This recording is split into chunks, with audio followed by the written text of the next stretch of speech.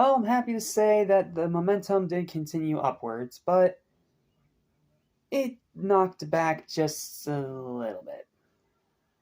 It's going to be a little difficult to explain, so bear with me. But what I can tell you right now is that this second season of Dexter is still a great season of Dexter that has a lot going on, that adds a lot of new things to this puzzle, that keeps intrigue up and predictability low. However, it is not better than season one, and that's because of a few little problems that cropped up throughout this second season. Now, I don't know all the details or anything like that, so maybe it was like a rush production or something. I don't know.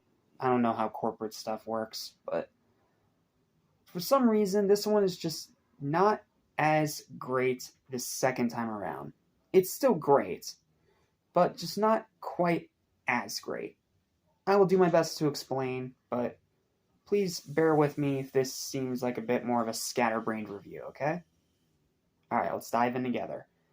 What's up, what's happening, what's going on, everybody? Welcome back to Mr. Station, which is for anything and everything animation, including a serial killer of killers, as well as TV and movies. I'm your host, Jackson Small. Welcome back to our Dexter-thon, Dexter-Ly, if you will.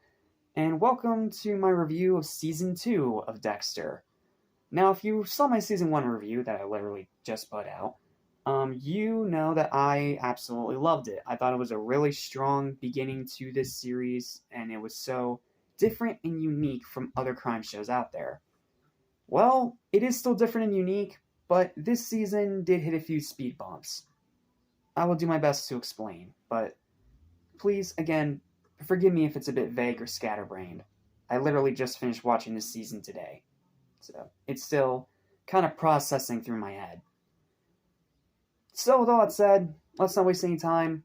Here's my Season 2 review of Dexter. Hopefully, it is not as long as the Season 1 review. Enjoy. After the very impressive beginning of last season, it was always going to be difficult to keep up the momentum going into Season 2. But with many things left unanswered and Dexter starting to get anxious as he begins to question everyone and everything around him, there was still plenty to be excited about. Especially if you remember how Season 1 ended.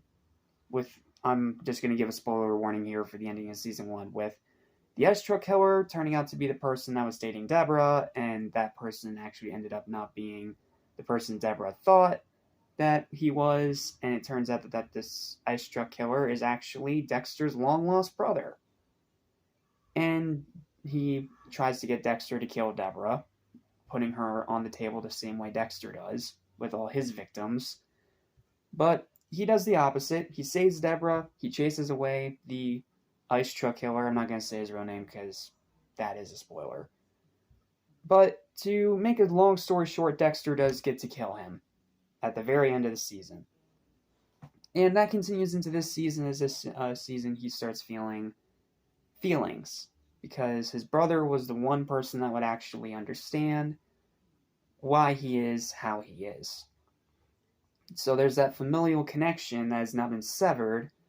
Not to mention, everything around Dexter starts shifting, and more intricacies, complexities, and dark secrets continue to emerge, affecting him and everyone around him in some way, shape, or form. Not to mention, they brought in an FBI agent into the precinct, which is now making Dexter anxious because they found his old dumping ground where he dumped all those bodies. So now, this season is a race of Dexter trying to solve a few dark secrets of his past, while also keeping the police precinct that he does blood spatter work for off of his ass. So, again, a lot going on this season. So let's talk about it. And I'm happy to say that Season 2 was also pretty great in its own right, progressing its story further and moving the characters forward, while also introducing new elements to the puzzle. And this is where I start talking about some of the big details, so you have been warned. Not direct spoilers, but just things to expect.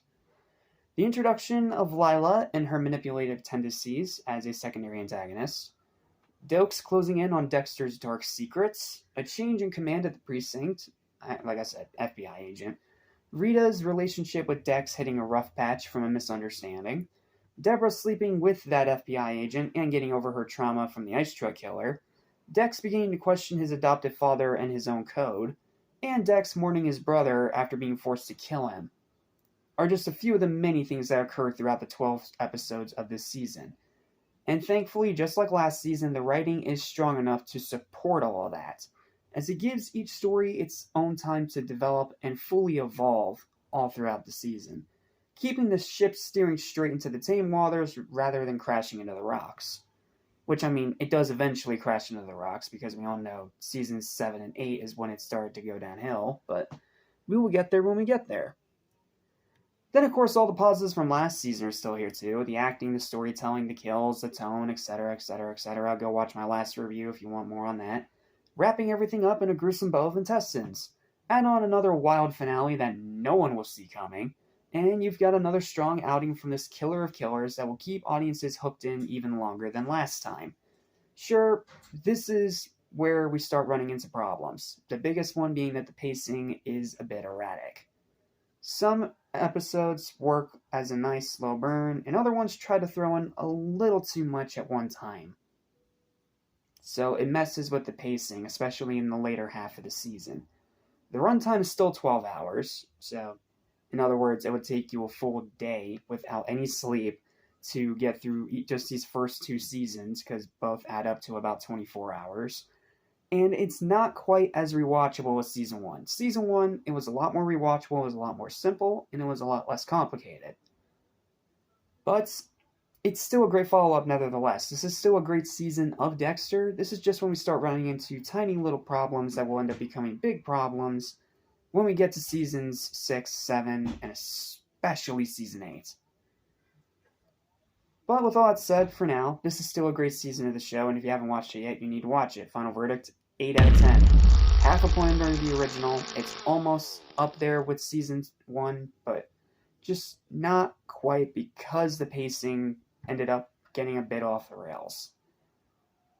Will it all come back around in Season 3? Well, find out in the next review.